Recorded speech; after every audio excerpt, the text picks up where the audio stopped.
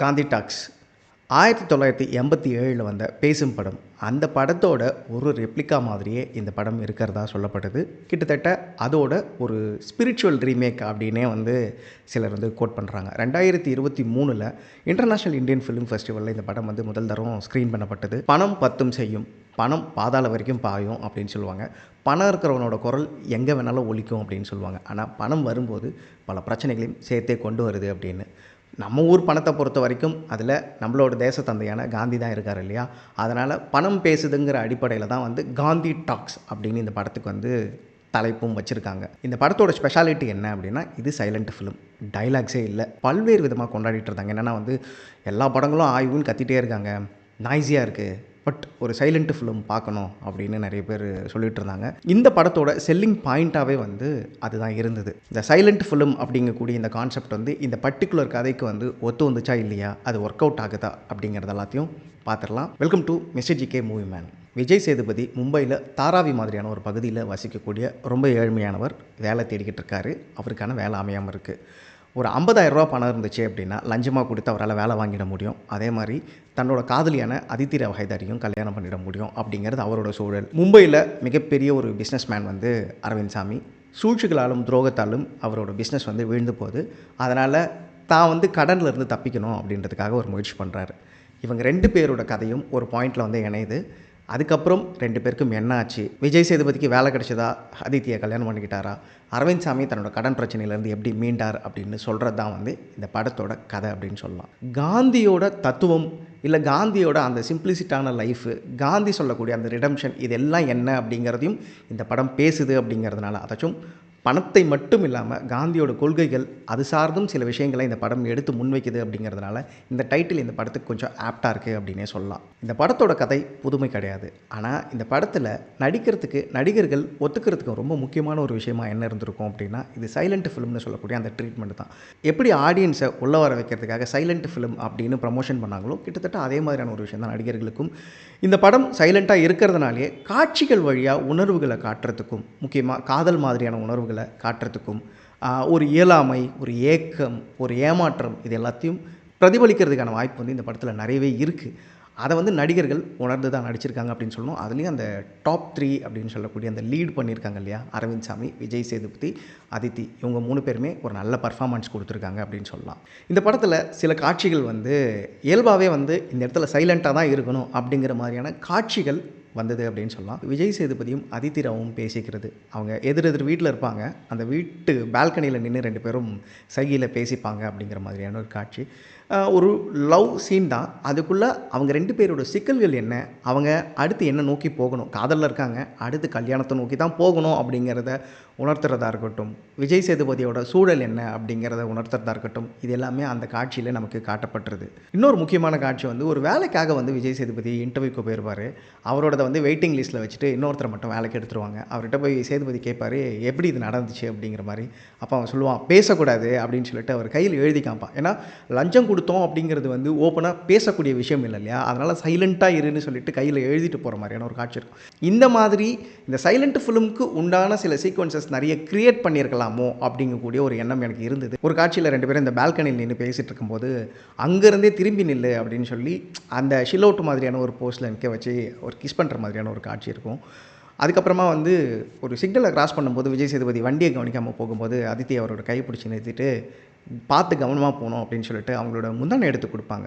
அதை அவர் தன்னோட பேக்கெட்டில் எடுத்து வச்சுட்டு அவங்க போகிற பாதையில் அவரோட போகிறாங்க அப்படிங்கிற மாதிரி, சேஃபாக போகிறாங்கங்கிற மாதிரியான ஒரு காட்சி ஒன்று வைக்கப்பட்டிருக்கும். இது 2ம் கொஞ்சம் பொய்ட்டிக்காக இருந்தது.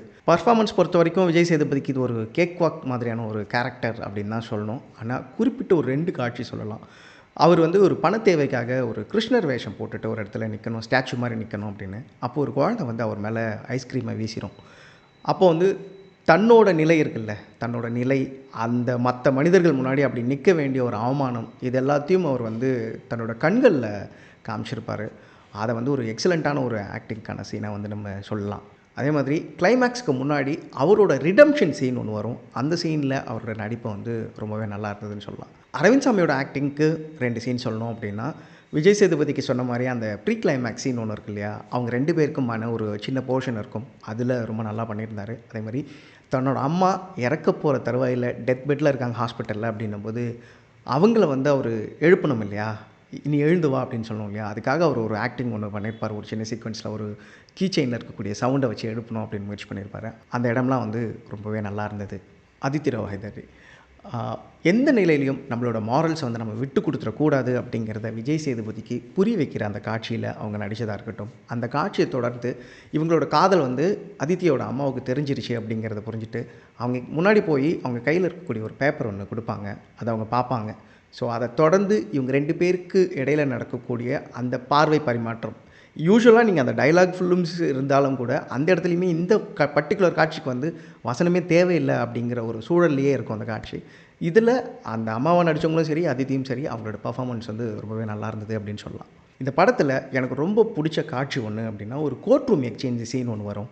அதில் ஒரு வழக்கறிஞர், அவரோட பேர் வந்து கோட்ஸே, அவர் காந்திங்கிற பேரை பயன்படுத்தி லஞ்சம் கொடுப்பார். எப்படி அப்படின்னா 1 crore காந்தி, அதாச்சும் 1 கோடி ரூபா பணம் அப்படிங்கிறத 1 crore காந்தி, 2 crore காந்தி அப்படின்னு சொல்லுவார். ஈவன் அந்த நீதிமன்றத்தில் இருக்கக்கூடிய நீதிபதிக்கே அவர் வந்து பணம் கொடுக்குறாரு, லஞ்சம் கொடுக்குறாரு அப்படிங்கிற மாதிரியான காட்சி. கோட்ஸே காந்தியை சுட்டு கொண்டார் அப்படிங்கிறது வரலாறு. ஆனால் இந்த காட்சி வழியாக கோட்ஸே காந்தியை பயன்படுத்தி நீதியை கொள்கிறாரு அப்படிங்கிற மாதிரியான ஒரு இன்டர்பிரிட்டேஷன் ஒன்று வச்சுருப்பாங்க. ரொம்பவே நல்லா இருந்தது அந்த காட்சி. அதுக்கப்புறம் இன்னொரு முக்கியமான காட்சி அப்படிங்கிறது வந்து விஜய் சேதுபதியோட ரிடம்ஷன். எந்த சூழலில் இருந்தாலும் எண்ணிலை தாழாமைன்னு ஒன்று இருக்கு இல்லையா, அதை அவர் புரிஞ்சுக்கிறார். நான் எவ்வளோ ஏழ்மையில் இருந்தாலும் பரவாயில்ல, ஆனால் ஒரு தப்பு பண்ண மாட்டேன், தப்பு பண்ணக்கூடாது, நான் பண்ணது தப்பு, அதுக்கு மன்னிப்பு கேட்கணும் அப்படின்னு அவர் ரிடம்ஷன் ஆகிற அந்த காட்சி. இது 2 காட்சி வந்து எனக்கு பலத்தில் ரொம்ப வேலிடாக தெரிஞ்சது. ஒரு எக்ஸாம்பிளாக வந்து இந்த 2 காட்சி சொன்னோம். இந்த மாதிரி இன்னும் நிறைய காட்சிகள் இந்த படத்தில் வச்சுருக்கலாம். பட் படம் ஃபுல்லாக நிறைய காட்சிகள் இருக்குது. அதாச்சும் அரசியல் பேசுது, பணம் சார்ந்து இருக்கக்கூடிய சிக்கல்கள் பேசுது. ஆனால் என்னென்னா அதெல்லாம் ரொம்ப அண்டர்லைன்டாக, ரொம்ப கிளிஷேடாக இருக்குது அப்படின்னு சொல்லணும். இந்த அளவுக்கு ப்ரில்லியன்ஸை வந்து மற்ற காட்சிகளையும் பயன்படுத்தி இருந்தாங்க அப்படின்னா இந்த படம் வந்து நிஜமாலுமே இன்னொரு ஸ்டெப் ஹெட்டாக போயிருக்குமோ அப்படிங்கிறது என்னோட எண்ணம். படத்தில் பொலிட்டீஷியன்ஸ்னாலே கரப்ட்டு, பயங்கரமான ஜொல்லு பார்ட்டிங்க அப்படிங்கிற மாதிரியான விஷயங்கள், வழக்கமான விஷயங்கள், டெம்ப்ளேட்ஸ் இருக்குது. இதில் ஒரே ஒரு இன்ட்ரெஸ்டிங்கான ஒரு விஷயம் என்ன அப்படின்னா, எலெக்ஷன் வந்துட்டால் ஓட்டுக்கு தமிழ்நாட்டில் தான் காசு கொடுக்குறாங்க அப்படின்னு நாம் நினச்சிட்டு இருக்கிறோம் இல்லையா, இல்லை மகாராஷ்டிராலையும் கொடுப்பாங்க அப்படின்னு இந்த படத்தில் அந்த டைரக்டர் வந்து ஒரு காட்சி ஒன்று வச்சுருக்காரு. ஸோ அதன் வழியாக என்ன தெரியுது, நம்ம மட்டும் இல்லை, நமக்கு பக்கத்தில் இருக்கக்கூடிய மற்ற ஸ்டேட்ஸ்லாம் கூட வந்து லஞ்சம்லாம் கொடுக்குறாங்க ஓட்டுக்கு அப்படிங்கிறது தெரியுது. விஜய் சேதுபதி வந்து மிக ஏழ்மையானவர். அவருக்கு அடுத்த வேளை சாப்பாட்டுக்கே கூட பணம் இல்லை அப்படிங்கிற மாதிரியான ஒரு சூழல் இருக்குது. ஒரு கட்டத்தில் வந்து அவருக்கு வெளியில் டப்பாவில் சாப்பாடு வரும் இல்லையா, அது வராமல் போயிடும்போது அவர் அம்மாவுக்கு வந்து ஃபீட் பண்ணணும் அப்படிங்கக்கூடிய ஒரு சிக்கல் இருக்கும். அப்போ அவர் அந்த டப்பா எடுத்துகிட்டு சாப்பாட்டுக்காக கீழே ஓடுவார். அப்போ வந்து ஒரு நாய் வந்து பிரியாணி சாப்பிட்டுக்கிட்டு இருக்கும். பட் இந்த ரெஃபரன்ஸ் எல்லாமே என்னென்னா ரொம்ப டெம்ப்ளேட்டாக, ரொம்ப கிளிஷேடாக இருக்குது அப்படிங்கிறது தான். இன்னும் கொஞ்சம் ப்ரில்லியண்ட்டாக யோசிச்சு பண்ணியிருக்கலாம். நம்ம அந்த கோர்ட் சீன் சொன்னோம் இல்லையா, அந்த மாதிரி யோசிச்சு பண்ணியிருக்கலாம் அப்படிங்கிறது.